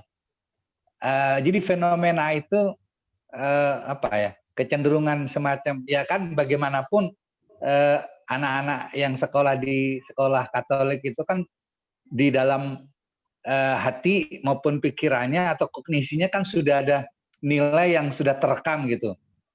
Nah, apakah itu semacam terfenomena nggak penolakan diam-diam itu? Misalnya dengan ketidaktaatan atau mungkin ketidakdisiplinan atau mungkin atau mungkin bahkan kalau yang mereka mungkin tidak punya value yang melekat sehingga ada mungkin convert ke Katolik bukan dalam jangka pendek ya, karena mungkin perlakuan mereka yang sedemikian peaceful gitu sehingga membuat anak-anak didik yang berlatar belakang agama Islam ini menjadi tertarik untuk convert atau minimal mungkin memang punya hidup yang peaceful antar mereka. Ya, makasih. Okay. Kalau itu menjadi bagian dari yang bisa diteliti lebih lanjut bisa. Tapi yang saya kaji di sana, saya dialog dengan melandaskan sosiologi. Jadi dalam pandangan sosiologi itu, saya didiskusikan di situ. Memang akhirnya tadi sebagaimana yang Pak Fahrozi Amir sampaikan tadi, anak-anak itu menganggap misalnya tadi mereka tidak ada upaya untuk kristenisasi. Mereka tidak merasa dikristenkan. Itu kan bagian dari pengakuan ya. Orang tua juga begitu. Anak nggak ada sisi kristenisasi itu tidak ada. Nah, tapi misalnya tadi justru menganggap Jumatan tidak wajib misalnya. Dianggap agama itu sama, mereka menganggap ya semua agama sama, itu kan bagian-bagian dari dampak ya. Yeah. Nah, saya kira kalau itu saya diskusikan di tulisan saya, tapi untuk lebih lanjut bisa menjadi bahan penelitian. Menarik. Ini kan Ya, penelitian fenomena sosial sangat menarik itu. Artinya bagaimana seorang yang Muslim di lingkungan Muslim, tapi mereka sekolah di Katolik tanpa terusik gitu loh. Keyakinannya maupun malah justru akhirnya menimbulkan satu hubungan sosial yang positif gitu. Ya, bicara fenomena, disitulah kemudian memang ini penting juga yang saya terlupa. Metodologi itu akhirnya kemudian saya mengambil pendekatan fenomenologi. Jadi saya gunakan fenomenologi sehingga bisa menggali itu semua. Ya, ada lagi silahkan. Baik, saya Pak. Saya boleh. Siapa dulu? Monggo silakan. Kalau Pak Yasir Rumiat, monggo. Oke, baik. Saya ingin bicara tentang 3 hal. Yang pertama adalah agama misi, kemudian dereligiositas, dan yang ketiga tentang model toleransi. 3 item ini yang ingin saya coba angkat terkait dengan disertasi, ya, terkait dengan agama misi. Saya kira kita semuanya paham bahwa agama Nasrani itu kan di agama misi. Sehingga fenomena yang seperti itu apakah memang fenomena yang tadi dipaparkan itu sesuatu yang memang bisa diyakini atau kemudian dibalik toleransi, ya, model toleransi yang begitu cair karena mereka berada di sebuah negara yang mayoritas Muslim sehingga mereka begitu baik sekali tanpa mereka menyentuh misi mereka, bahwa kan kita semua paham bahwa orang-orang yang berada di luar agama mereka akan disebut dengan domba-domba yang harus diselamatkan gitu. Karena fenomena yang terjadi di negara-negara yang justru mereka itu mayoritas, sangat satu kasus ketika di New Zealand itu terjadi penembakan. Saya termasuk orang yang tidak kaget. Kenapa? Bahwa saya pernah ketemu dengan seorang alumni dari New Zealand yang dia dokter dan dia direktur salah satu instansi pemerintah. Dia cerita begini, saya di New Zealand itu nyaris setiap hari ketika kuliah di sana, itu setiap hari didatangi oleh misionaris. Dan ada semacam pemaksaan agar saya berafiliasi ke agamanya. Gitu. Tapi ketika kemudian saya berspekulasi bahwa saya siap masuk agama Anda, tapi dengan syarat Anda bisa mendudukkan konsep Trinitas.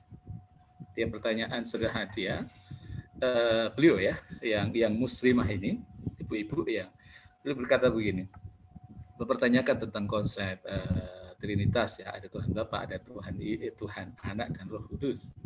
Yang beliau pertanyakan itu tentang posisi daripada Tuhan Anak itu, tentang Yesus. Yesus dalam pandangan mereka itu kan dia meninggal kan, cuma dia coba bertanya kepada misionaris itu, kalau itu Tuhan Anda adalah 3, tapi kemudian dia menyatu dan katakan itu satu tapi 3, ketika Tuhan Anak itu dia meninggal, yang 2 ikut meninggal atau tidak?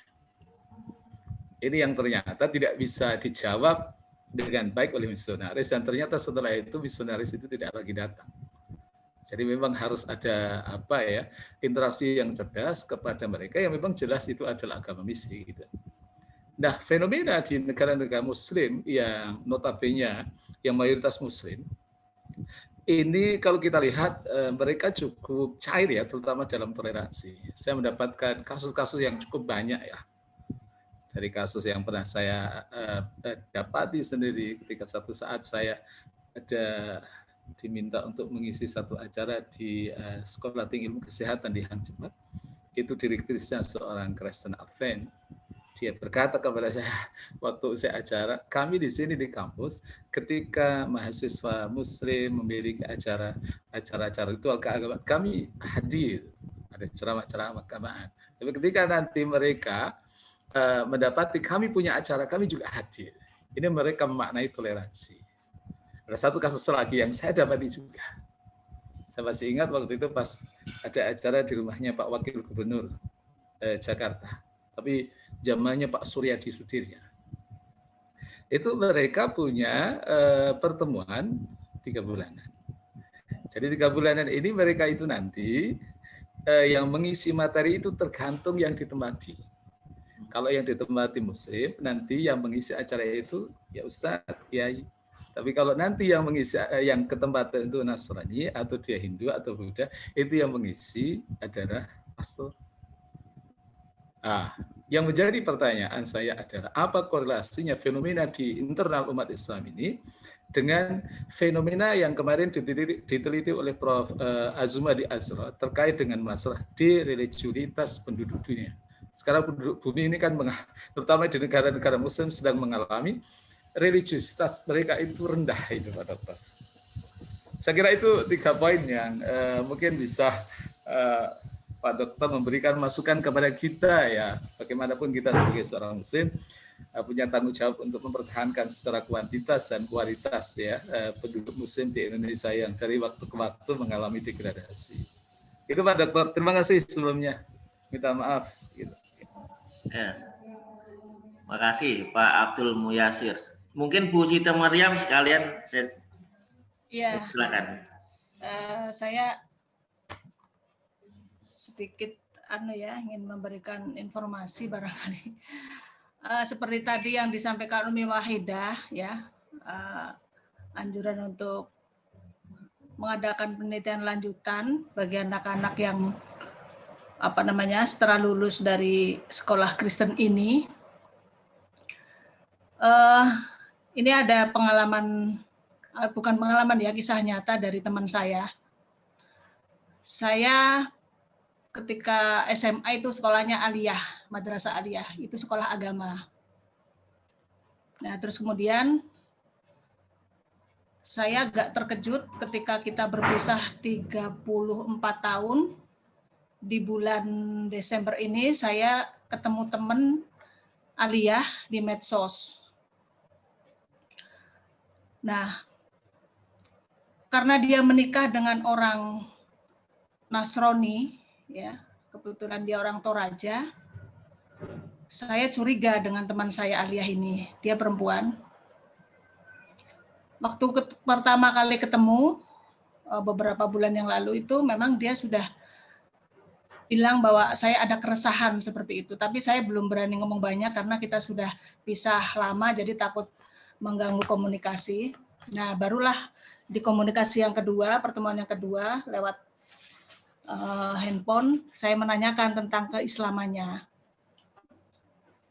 Nah, ternyata betul bahwa setelah saya interogasi, saya langsung to the point menanyakan bahwa apakah kamu pernah masuk ke dalam gereja setelah kamu menikah dengan orang Toraja?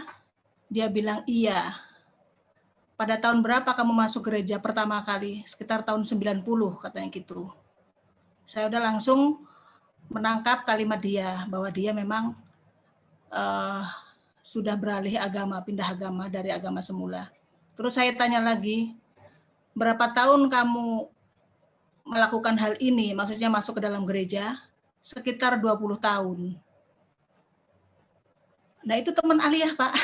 Madrasah aliyah dan SMP-nya pun Salawiyah. Nah, terus kemudian saya tanya tentang anak-anaknya. Bagaimana anak-anak kamu? Ya, tidak jauh beda dengan saya, katanya. Bahkan suami saya memanggilkan guru-guru privat ke dalam rumahnya untuk mengajarkan agama Kristen. Nah, berangkat dari cerita Bapak tadi, kesimpulan temuan-temuan yang Bapak temukan tadi, saya jadi berpikir, apakah bisa menjamin seseorang yang disekolahkan di sekolah Katolik seperti yang disampaikan Ustadz Muyasir bahwa Katolik jelas mereka punya misi atau misionaris gitu ya, bahwa guru-guru yang diterjunkan di sekolah-sekolah tersebut adalah sekaligus sebagai misionaris. Ya, suster-susternya.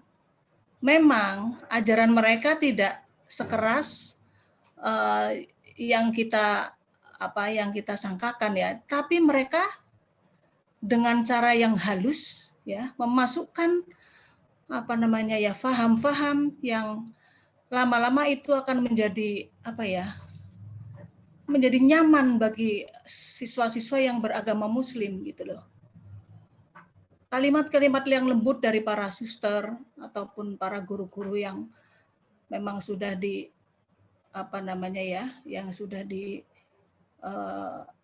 giring ke sana gitu. menjadi idola bagi anak-anak yang muslim itu. Oh iya, ternyata guru-guru Kristen itu lebih baik daripada guru-guru Islam. Nah, ada catatan yang saya agak kaget tadi tentang apa namanya, pemahaman bahwa sholat Jumat itu bukan kewajiban tapi sunnah gitu. Dan mereka mengambil kesempatan itu untuk memasukkan salah satu pelajaran yang sangat penting. Nah, itu otomatis dengan pilihan yang terpaksa, anak-anak pasti akan memilih lebih baik saya mengikuti pelajaran yang lebih penting daripada sholat Jumat. Nah, itu kan halus banget ya. Jadi tidak memaksa, halus, tapi kalau itu dilakukan terus-menerus selama 3 tahun, minimal kan ya, SMP 3 tahun, SMA 3 tahun, itu akan menjadi kebiasaan. Nah, pertanyaannya sekarang, saya yakin, ya walaupun tidak 100% ya, orang tua yang menyekolahkan anak-anaknya di sekolah Kristen, keislamannya itu perlu dipertanyakan. Atau paling tidak sekuat orang-orang Islam yang masih memilih anaknya lebih baik di sekolah negeri atau di sekolah pesantren. Nah, ini perlu diteliti barangkali, seperti yang Umi Wahidah sampaikan itu. Nah, makanya saya prihatin tadi kalau ada teman juga bahwa guru-guru di sekolah Kristen itu sangat tulus gitu. Padahal dengan imbalan yang tidak sesuai gitu. Nah, apakah tidak melihat di sekolahnya Umi Wahidah misalnya ya, atau sekolah pesantren salaf lah ya, karena anak saya juga salah satu mengabdi sekolah di sekolah salaf, di pesantren salaf, yang imbalannya justru tidak saya pikir kalau bandingannya tulus, saya pikir lebih tulusan yang di pesantren daripada mereka para suster yang itu mungkin kan yang di formalnya ya, tapi mungkin di belakangnya dia mendapatkan amplop yang lebih besar dari para pemangku Nah, menurut saya sih ini memang menarik ya untuk ditindaklanjuti, terutama mungkin tentang orang tuanya ini ya. Sikap orang tua atau keislaman orang tuanya yang perlu dipertanyakan. Barangkali itu aja. Assalamualaikum warahmatullahi wabarakatuh. Assalamualaikum. Baik, terima kasih. Mungkin saya tidak menjawab apa yang disampaikan Pak Muyasar dan Bu Siti Maryam. Paling nggak begini. Pertama, kalau agama misi ya itu saya tulis juga di tulisan saya tentang agama misi. Itu ada mulai dari munculnya sekolah itu sebagai sekolah misi ada. Itu kan memang dari zaman Belanda. Kemudian, nah ini kan masalahnya sekolah ini di bawah Kementerian Pendidikan yang di bawah pemerintahan. Hanya saja saya yakin Bapak Ibu juga tahu bahwa kalau Katolik di Indonesia ini kan punya wilayah sendiri kan, wilayah-wilayah sendiri juga. Dan wilayah-wilayah mereka itu ya sama, mungkin serupa juga dengan wilayah pemerintahan ini. Mereka terbaginya itu begini kalau dalam tulisan saya itu. Kalau sama ya, misalnya ada wilayah kayak dengan penyebutan yang berbeda. Nanti dari kecamatan ada, nanti wilayah kabupatennya juga ada gitu kan. Nanti provinsi juga ada, tapi provinsi ini setelah setingkat provinsi itu tidak di Indonesia, tapi larinya nanti ke Roma. Itu saya tulis juga di buku situ, di disertasi saya itu saya temukan juga wilayah-wilayah itu. Bahwa ada sekian wilayah di Indonesia, wilayahnya sini, wilayahnya ini tadi yang saya memetakan orang Katolik di Indonesia tadi. Nah, tapi itu tidak menjadi fokus penelitian saya. Tapi fokus penelitiannya adalah bahwa ternyata undang-undang ini tidak diterapkan sesuai dengan aturannya. Ini itu fokus. Nah, tentang religiusitas, di religiusitas ini ya kalau paling tidak secara kualitas dari sekian materi yang harusnya diterima oleh peserta didik, dari 4 itu hanya 1 tentang akhlak. Akhlak pun yang akhlak dibagi 4 tadi, akhlak pada Allah, pada sesama, pada lingkungan, pada dirinya, itu ternyata akhlak itu pun diwarnai dengan akhlak mereka, akhlak Katolik. Ini sehingga memunculkan tadi menyambung dengan yang disampaikan Bu Siti Maryam. Jadi orang tua mereka itu kebanyakan memang alumni situ. Ini sekolah tua. Gitu. Tapi tetap Islam, Pak. Walaupun ya Islamnya tadi istilahnya Islam KTP tadi, Umi tadi Islam. Itu memang. Jadi saya ini mungkin bisa menjadi penelitian lanjutan juga ya. Karena ini saya hanya sampaikan secara lisan di beberapa tempat. Kalau sekolah-sekolah Katolik ini sejak ada zaman Belanda, kemudian sudah berapa banyak alumni yang ada di Indonesia ini, ya bisa saja kita pahami kalau kemudian orang Indonesia itu Islamnya mungkin ya tidak sekuat ya. Nah, itu sudah berapa banyak yang orang Islamnya tidak kuat seperti itu, kemudian nanti diwarnai dengan lingkungan-lingkungan yang lain. Nah, saya kira itu sih yang menjadi pemikiran. Nah, tapi kan kalau kita meneliti kan harus fokus. Nah, saya kira itulah. Dan penting. Peneliti itu tadi yang saya sampaikan harus ada eputs. Eputs itu jarak antara objek penelitian dan si peneliti sebagai subjek. Nah, saya sebagai orang Muslim misalnya, saya tidak boleh mengatakan bahwa itu salah, itu benar. Nah, supaya ada epoch tadi, saya harus membuat ukuran. Ukuran saya apa? Mereka melanggar aturan. Nah, tinggal begitu kan. Secara aturan mereka melanggar. Nah, tinggal nanti tindak lanjutnya. Dan itu memang sampai saat ini, bahkan 2 bulan yang lalu saya masih mendapatkan info dari teman-teman yang ada di sana karena kita komunikasi terus. Itu sempat sekolah itu turun peserta didiknya, tapi sekarang naik lagi karena begini. Ini kan sekolah ada di kota ya. Masalahnya adalah begini. Harusnya memang kalau melanggar aturannya itu sekolah ini izinnya harusnya dicabut izinnya. Secara aturan begitu. Rekomendasi saya begitu juga. Rekomendasi saya ke Pak Menteri pada saat itu, ya memang izinnya harus dicabut. Dan saya dua kali ya audiensi ke Kementerian Agama. Tapi alasan Kementerian Agama adalah ini bukan wilayah saya. Karena desentralisasi, wilayah yang punya kekuasaan tertinggi adalah wali kota. Gitu. Nah, inilah Indonesia kita ya. Indonesia kita bersama. Kemudian saya audiensi ke wali kota karena sempat harus ini. Nah, wali kotanya itu pada saat itu Pak Samanhudi masih. Wali kota dipanggil ke Jakarta karena wali kotanya kan orang partai ya. Dipanggil lah di partainya di Jakarta gitu.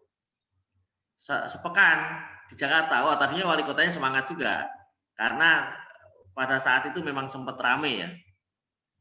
Jangan sampai menjadi masalah sosial karena saya punya kesempatan wawancara mencari data ini masuk ke berbagai lini ya, ke partai politik, ke masyarakat. Semua ada rekamannya, yang tidak ada rekamannya itu satu, Pak Kapolres. Pada saat itu saya wawancara dengan Kapolres, kata Kapolres jangan direkam. Nah, itu saya tulis juga di buku saya. Ini data saya dengan Pak Kapolres ini, beliau tidak bersedia untuk direkam. Jadi itu hanya tulisan. Setelah kembali dari Jakarta, itu ada perubahan sedikit semangatnya. Sehingga yang dilakukan tidak mencabut izin, tetapi dengan cara lain. Caranya itu memberikan fasilitas kepada siswa yang di sekolah negeri dari atas, jadi dapat topi sampai dapat kaos kaki gitu, sehingga orang-orang kota itu sekolahnya ke sekolah negeri Blitar Kota. Nah, tapi yang tadi kan orang-orang kabupaten banyak juga yang sekolah ke situ, tetap banyak juga. Jadi itu masalah Indonesia saja. Saya kira itulah informasi ya buat Bapak Ibu yang ini. Saya kira ini para tokoh yang punya peran penting lah di Indonesia ini supaya sama-sama kita jaga Indonesia ini. Ada lagi yang didiskusikan? Baik, kalau tidak ada saya kira cukup ya. Saya kira cukup. Terima kasih kebersamaan kita siang hari ini. Mohon maaf kalau ada hal yang kurang berkenan. Kalau mau dibaca itu sudah bebas. Buku saya sudah bebas bisa dibaca, itu di pustakaan ada, dan itu sudah sampai semua. Saya tadi terakhir saya sampaikan ke Pak Menteri sudah, ya, ke Dirjen sudah dan sempat diskusi lama, ke Wali Kota juga sudah. Gitu. Saya kira itu. Terima kasih. Sama-sama kita akhiri membaca hamdalah. Alhamdulillahirobbilalamin. Amin. Assalamualaikum warahmatullahi wabarakatuh. Terima kasih. Pak Dokter. Terima kasih Pak Pak Haji. ilmunya. Semoga segera jadi prof. Amin. Paroki foto Paroki. Sehat selalu, Pak. Amin. Di foto Paroki dulu Pak ya. Akhir. Ya, foto silakan. Oke. Nih, kuliah terakhir ya itu. 1, 2, 3. Selesai, Pak. Ya, pesannya harus selesai semua nih, harus selesai semua. Amin. Pak Dr. Haji. Baik, assalamualaikum warahmatullahi wabarakatuh. Waalaikumsalam warahmatullahi wabarakatuh.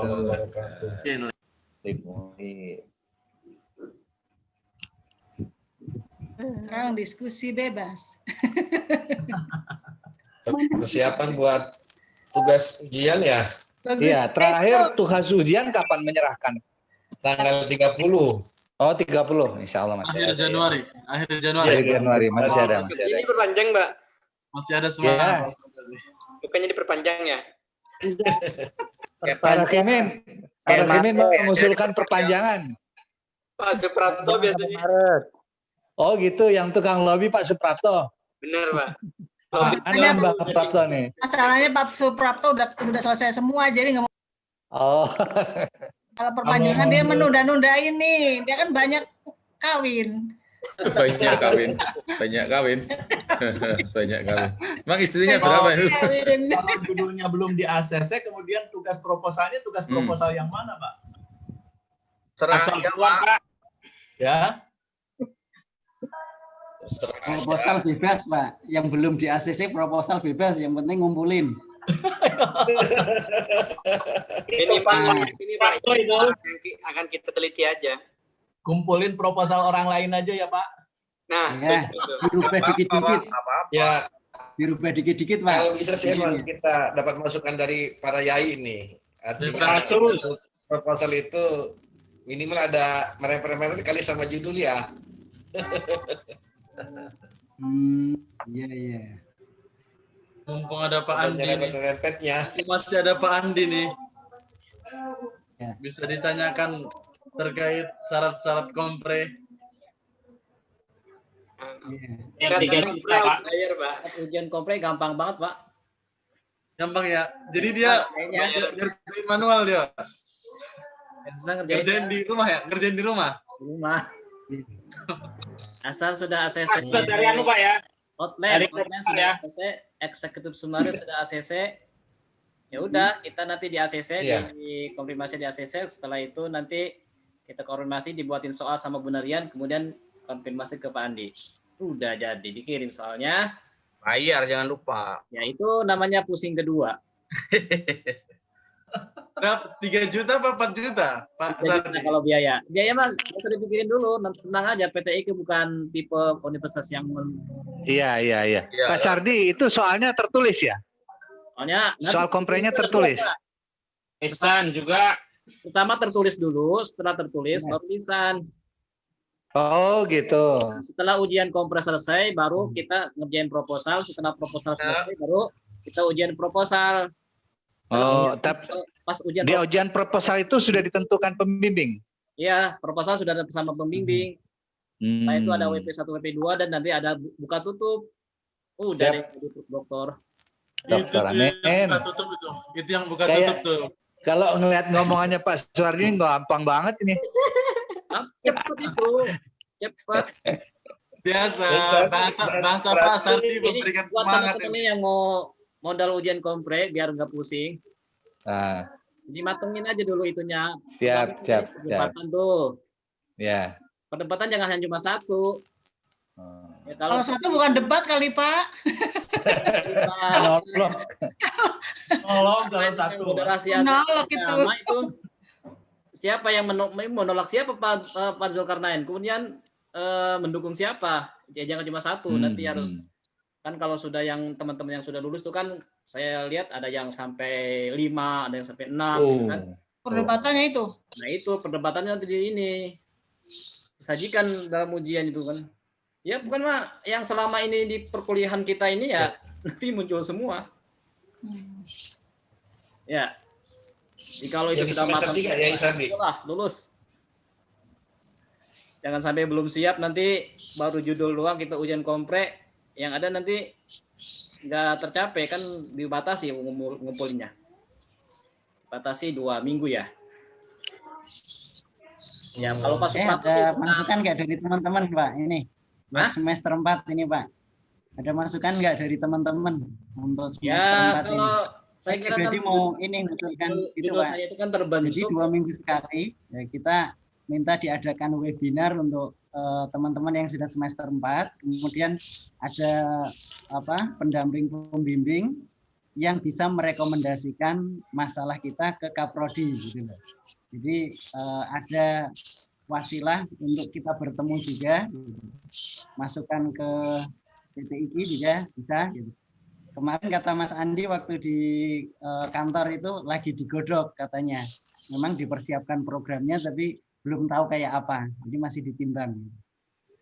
Ya bukan kuliah rutin, bukan, karena yang kuliah rutin yang penting sudah lulus, nilainya keluar. Itu nggak bisa ngulang juga. Seperti nilai kita misalnya filsafat ilmu nilainya jelek B misalnya. Tapi yang penting lulus nggak bisa ngulang. Jadi perbaikan itu bisa ngulang ya? Yang penting nggak lulus. Ya, tapi yang penting ini kalau ikut kuliah boleh, tapi secara resmi kita mengajukan pengulangan itu nggak bisa. Kecuali nilainya nggak ada yang perbaikan belum ya? Atau yang tidak keluar. Ya. Menurut info ya 75% yang nggak hadir untuk semester ini juga diwajibkan ngulang menurut Mas Andi. Saya nggak tahu, saya kan sering sambilan gitu. Itu dihitung nggak ya, kata beliau ya biasanya terserah dosennya gitu. Kalau dosennya baik ya dimasukin, kalau enggak ya enggak katanya gitu. Ya kan sambil gitu Pak. Jadi kalau ada masukan nanti bisa di-share di grup, saya sampaikan ke Kaprodinya, biar itu disampaikan juga ke Kaprodi baru Pak. Kaprodi baru bapak-bapak ya? Ya, kita belum tahu, itu kan baru wacana Pak. Barangkali nanti salah satu dari kita yang lulus langsung diangkat kan nggak tahu Pak. Amin. Biar judul gampang di ACC. Ya. Kalau judul mah Ustaz gampang, ini masalah yang susah ya. Judul mah gampang kayaknya. Masalah yang susah ini. Cuma kan ngolahnya itu kayak tadi Pak Roji kan udah ketemu judulnya. Ya, alhamdulillah tadi langsung dieksekusi.